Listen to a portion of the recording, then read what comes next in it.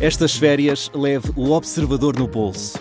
Na praia, no campo ou entre viagens, acompanhe toda a atualidade sem limites. Assine com 40€ de desconto e habilite-se a ganhar uma estadia de 2 noites num dos hotéis boutique da Small Portuguese Hotels.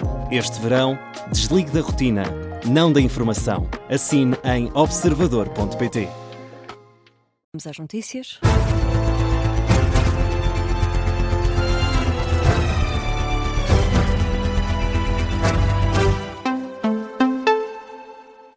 Jornal das Duas, com José Rafael Lopes, e começamos na atualidade internacional. Israel rejeita o plano de paz com 15 pontos para a faixa de Gaza. Um plano elaborado pelo Conselho de Paz, criado por Donald Trump e que teve luz verde do Hamas, posição confirmada por Benjamin Netanyahu na última hora. O primeiro-ministro israelita garante que o exército do país não vai sair de Gaza até o Hamas estar completamente desarmado. O primeiro-ministro israelita adiantou ainda que Tel Aviv está em conversações com os Estados Unidos da América sobre o plano, considerando que alguns dos pontos não são aceitáveis para Israel. É uma das justificações para a nega de Israel. Esta tomada de posição surge no mesmo dia em que o jornal Times of Israel escreve que Benjamin Netanyahu terá dado autorização para o início das obras de reconstrução na faixa de Gaza. O jornal aponta para uma decisão tomada há 2 semanas e diz que os trabalhos de reconstrução já terão mesmo começado no leste de Rafah.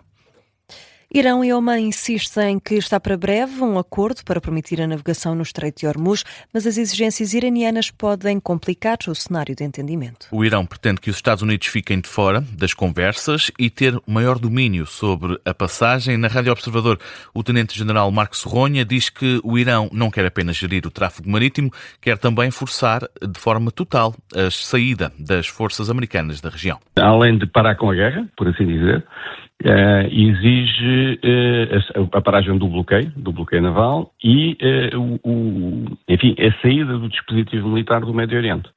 Portanto, o que me parece difícil nesta fase que os Estados Unidos possam aceitar naturalmente. Para o tenente-general Marco Serronha, os Estados Unidos estão a abdicar de objetivos iniciais, como o desarmamento nuclear e de mísseis, para se focarem apenas na reabertura do Estreito de Hormuz. Esta cedência pode transformar-se num desastre estratégico e Donald Trump poderá ficar pior que Barack Obama há 10 anos. Marco Serronha diz ainda que Washington vai ter de garantir pelo menos 2 pilares fundamentais para assegurar um cessar-fogo. Nomeadamente a abertura do Estreito de Hormuz de forma de passagem livre, enfim, que é o que está a ser negociado durante 60 dias e a partir daí serem aplicadas, enfim, umas FIIs à semelhança do que se passa no Estreito de Malaca, não é? Embora depois o retorno do dinheiro das FIIs não se saiba ainda bem para onde é que vai. Só é exclusivamente para o Irão e para o Omã, ou seja, redistribuído por todos os países do Golfo. A outra questão é a questão nuclear, naturalmente. As próximas horas vão ser decisivas para perceber se a Casa Branca aceita as condições de Teherão ou se mantém o braço de ferro militar.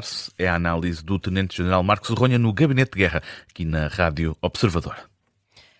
António José Seguro lamenta que não saiam da gaveta muitas das recomendações feitas ano após ano para melhorar a prevenção dos incêndios. É um lamento manifestado há pouco pelo Presidente da República durante a cerimónia que assinala os 150 anos dos Bombeiros Voluntários da Guarda. António José Seguro quer mais meios e mais formas de ajudar a lutar contra os incêndios.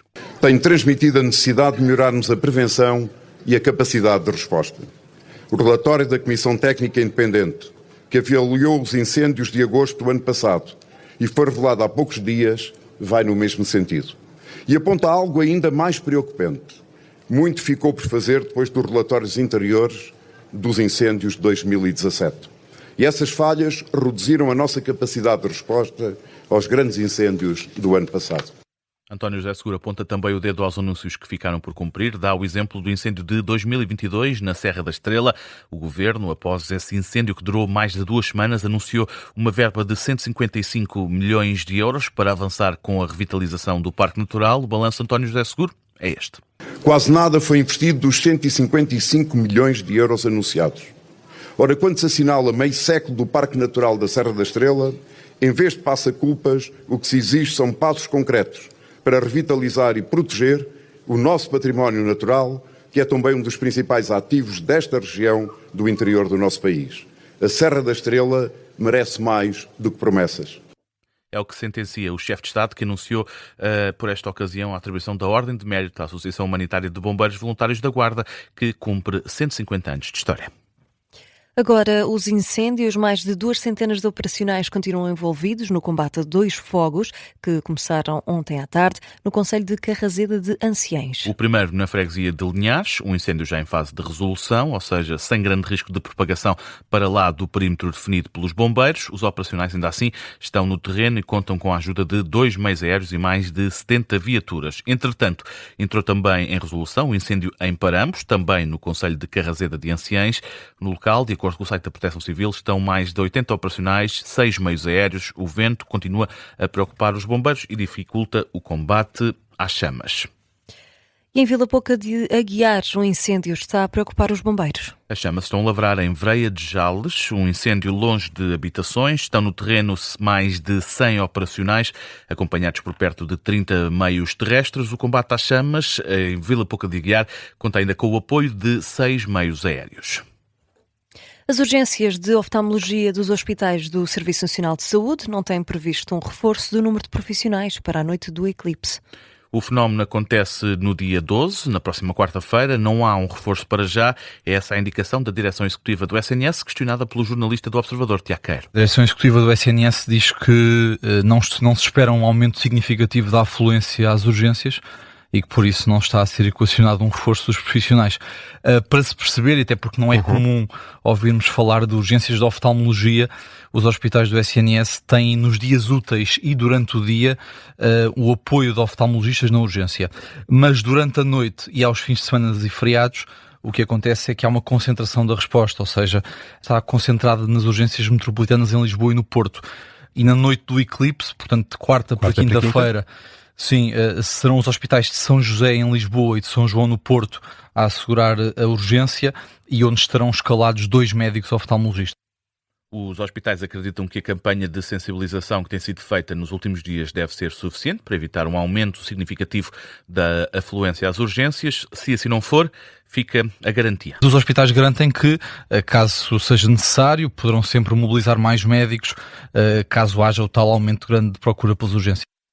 A Direção Executiva acredita que não vai ser preciso, tendo em conta que têm sobrado os avisos nos últimos dias para os riscos associados à observação do eclipse sem os óculos adequados, desde logo o risco de desenvolver uma retinopatia solar. Que no fundo é a morte das células da retina. Se essa observação for prolongada, essa lesão pode ser definitiva, pode ser permanente, ou seja, causa uma diminuição permanente da capacidade visual. E atenção que a morte celular é indolor, ou seja, a pessoa só se apercebe de que algo não está bem nas horas seguintes e não no momento em que está a observar o Sol. O risco associado à observação do eclipse sem os óculos apropriados, acredita a Direção Executiva do SNS que não há a necessidade de reforçar o número de médicos nas urgências face aos avisos que têm sido feitos. Nas últimas semanas, o eclipse acontece na quarta-feira. Tempo agora para o futebol. É dia de estreias para Benfica e Futebol Clube do Porto na edição deste ano da Primeira Liga. Os Dragões são os primeiros a entrar em campo. Às 6 da tarde, com o objetivo de aproveitar o deslize do Sporting, que ontem empatou com o Estrela da Amadora. O Futebol Clube do Porto tem pela frente o Alverca. Francesco Farioli deixa um aviso. O título de campeão nacional, conquistado na época passada, é coisa do passado. Temos de parar de fazer comparações com a época passada porque ela já passou. Temos alguns troféus no museu, mas o que fizemos agora foi embarcar nos nossos barcos. Já não vamos comparar com o passado e agora vamos colocar todos os pés no chão para atacar o que está à nossa frente. Francesco Farioli, na conferência de imprensa antes do jogo com o Alverca, Piłsudski e Alberto Costa são baixas para o jogo desta tarde. Em sentido contrário, Bednarek está recuperado e vai poder ir a jogo. Os portistas recebem um Alverca que é orientado pelo antigo treinador da equipa júnior dos Dragões, Sérgio Ferreira. Acredita que os ribatejanos têm tudo o que precisam para ser competitivos. O Futebol Clube do Porto Alverca arranca às 6 da tarde. Logo a seguir joga o Benfica frente ao Académico de Viseu, jogo à porta fechada. Consequência de um castigo aplicado pela Autoridade para a Prevenção e o Combate à Violência no Desporto ao Benfica, teve por base um cúmulo jurídico de vários processos entre 2022 e 2023 relativos ao comportamento de adeptos do Benfica em jogos contra o Midtjylland, o Aroca e o Sporting. A decisão de encerrar o Estádio da Luz aos adeptos teve direito a uma reação por parte de Marco Silva. O técnico diz que não vê nada de positivo para o futebol com esta decisão. Retirar 65 mil pessoas ou 60 mil pessoas de um estádio de futebol, se achamos que é assim que vamos resolver problemas, estamos completamente enganados. Acho que temos muitos bons exemplos pela Europa de como contrariar algumas coisas que não são boas, e se não são boas há que atuar diretamente, e não é interditando ou não permitindo que os adeptos estejam no estádio e que um jogo seja à porta fechada que vai resolver o que quer que seja. Simplesmente, e eu não entendo, retiraram isso não só ao Benfica, ao próprio Académico, ao próprio espetáculo, é ir por caminhos que, na minha opinião, não vão resolver nada. Marco Silva, que anunciou a lista de capitães constituída por Osnas, Tomás Araújo, Samuel Soares, Langley e Leandro Barreiro. Do outro lado está o Académico de Viseu, de regresso à Primeira Liga quase 4 décadas depois. O técnico Bruno Pinheiro admite que as bancadas vazias no Estádio da Luz pode ajudar a equipa de Viseu. Este encontro entre o Benfica e o Académico de Viseu está marcado para as 8h30 da noite. Destaque também para a volta a Portugal em bicicleta. Hoje é dia de subida à Torre. Quarta etapa da competição portuguesa. Para muitos, a subida à Torre é o ponto alto desta edição da Volta a Portugal. É uma ligação de mais de 150 km entre Figueiró dos Vinhos e o Alto da Torre, na Covilhã. A etapa de hoje inclui ainda 3 contagens de montanha antes da derradeira subida à Torre. Rui Oliveira mantém-se com a amarela. Será uma etapa complicada para o ciclista português. Desporto a fechar o Jornal das 2.